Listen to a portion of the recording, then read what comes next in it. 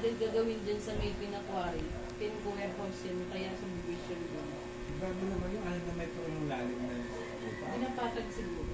Hindi patag, balon nga siya, lawa na daw. Ako ilalim. Pantay yung lupa, hinukayan pa ng ayaw ng metro. O yung ganun meron kampo hektarya. Baka ano, resort. Baka ano nga. Yung dagat. Swimming pool. Swimming pool na malaki. Lawa na yung tawag naman, hindi na siya.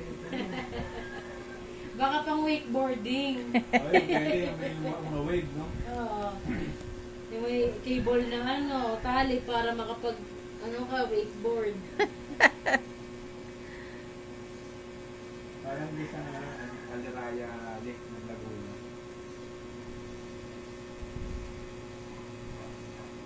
Lawa na yun.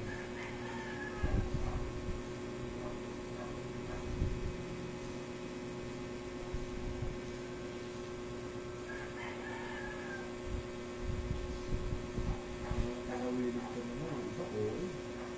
Mabahain na sa tagilan yung wilid ko.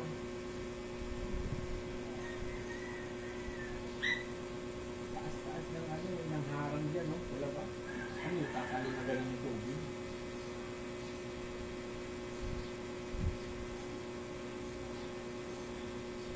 Pag itong ilog, kasi may ilog dito sa amin.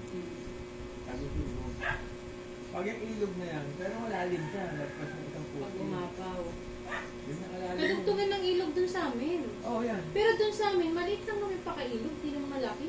Kanal lang. Malalim yun. Pero malalim siya, pero Malalim hindi siya Hindi siya malapad. malapad. Mga ano, siguro ganyan din, yung Kasi tasong, malalim. Kasi sinilip ko na.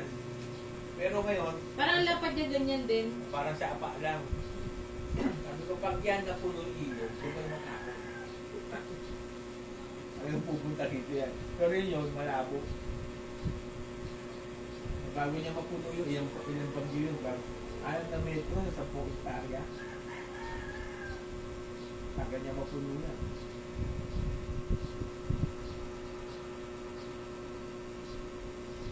Hindi mo mabagyan lang ulit. Di yung tagulan. Ano yun, magkakaroon pa lamang ng isda yan eh.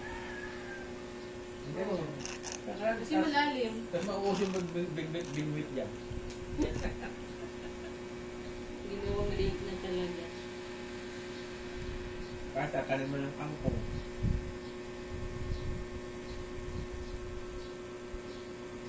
Malalim din yun, 6 metro, makakalubog na rin ang tao. Buti kung gawin isda, ay talagang ano, ipagtapunan ng patay. Isda. Ay di tapunan mo nga ng isda, tapos pagkaan yung tao. Yeah. Tapos bili ka ng tilapia sa palengke, galing pala dyan. Ang lalaki, tataba nun. Alimasag. Tilapia. Wala kang bukid. Yan, lalaki yan. Malamang. Kasi tao lang yun. Tapunan yata dito dati ng mga na... Buti nga, nabawasan na dyan sa dumi na yung mga nag-ano ng patay dyan eh. Dati Nagtatapon ng- lipat lang ako.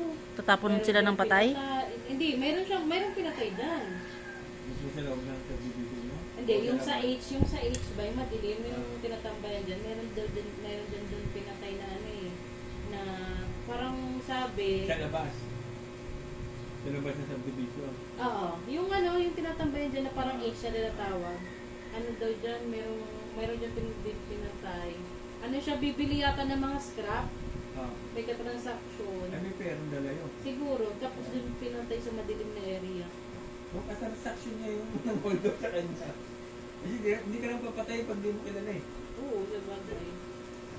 Buti nga hindi naman ano dyan masyado. Wala naman ako nabalitaan na. In fairness naman. Simula ng paglipat ko dyan. Pero nung palipat, ano pa lang ako dyan, pagsisimula pa lang ganun yun. Tapos di talaga kami dumadaan. Dun sa area na yun. Mas gusto pa namin pumasok sa subdivision. Kaysa dun sa mas madali sanang week kasi walang hams, dire-diretso lang. Kung mga ganun naman, basta malayo pa lang, kita mo may kahoy, matras ka na. Ay, bato, kahit ito batong malaki. Matras ka na. Huwag mo nang lapitan, para tanggalin. Kasi, May nakabaw yun. Kasi syempre, yung tungo kasi may bato, may kahoy. Sa amin kotse mo eh. Parang yung nakita ko sa Facebook, may nakaalang isang balandra ng ano, troso. Patras na lang siya. Kasi ang signal mo ng headlight, malayo yan eh. Siyempre pag madilim, pag-bright mo yan. Malayo pa lang, nakita mo na may halang. Grabe na bumakit yung kuko ko sa dito.